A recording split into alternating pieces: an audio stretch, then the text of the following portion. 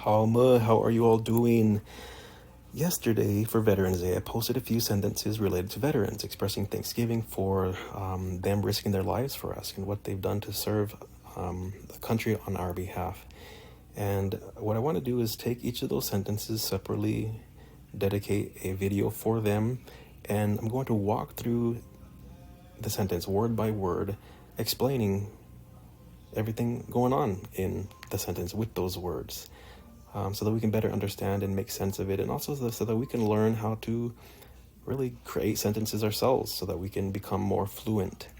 Obviously, like the English, if we were to read this, we know exactly everything going on in this sentence, right? We know that veterans is the subject of the sentence. Veterans with an S indicates it's plural. They risked. This is the verb. We know that. We understand that the ed makes it something that happened in the past. We know that there is a possessional pronoun. It's plural because veterans is plural. And their possessive refers to what? Their lives. Well, what did they risk their lives for us? We know that for means on our behalf. But can we do that kind of thing with the Paiute text? Do we know how to break apart every single word and the suffixes to make sense of it? Maybe, possibly, partially, maybe all of it.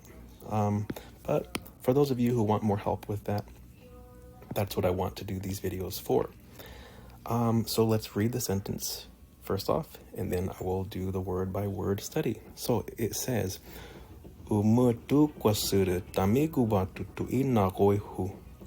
Umutu kwasuru tamigu batu tu inagoihu.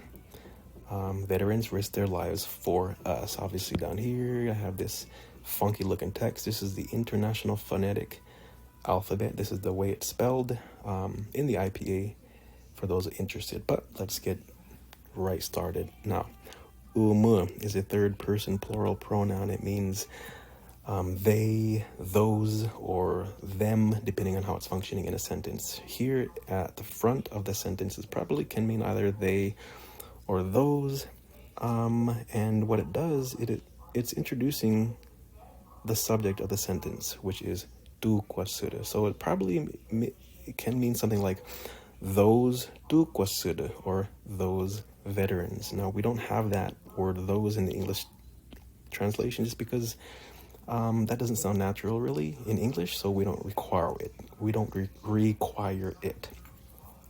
You can also omit this you, so it's just mu. Mu would be the plural article. Again, both of these just kind of function to pluralize the noun that follows it. It pluralizes tu kwasura. So it's not one veteran, but it is plural veterans. As I explained in another video, this prefix tu means the color black, okay? And kwasu is an upper garment that can refer to a shirt or a coat.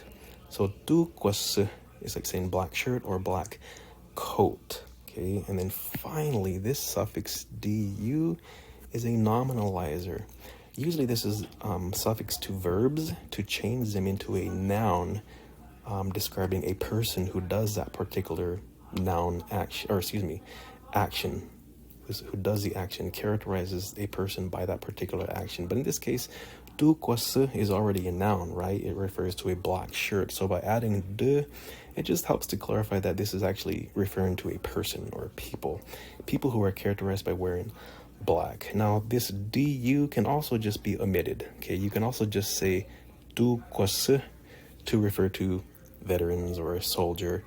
Either way is fine. So umu tu kwasuru means veterans, introducing veterans as a subject of the sentence. Next, dami.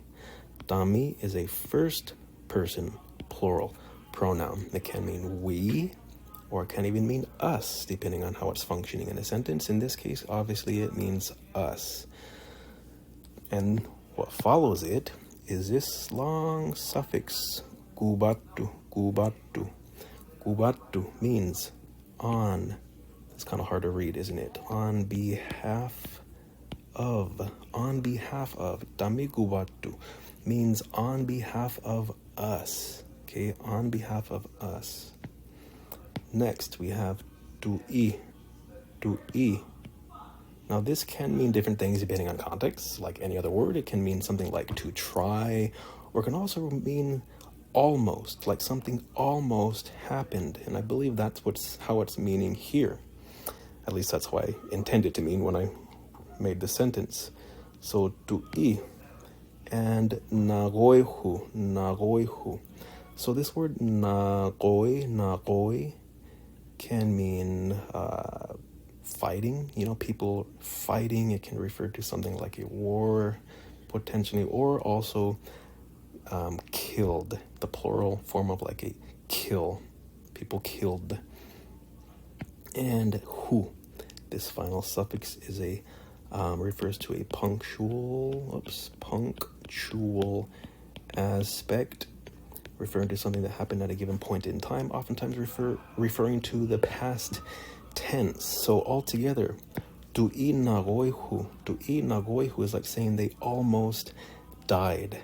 In other words, they risked their lives. Veterans, tu'i nagoihu, risked their lives.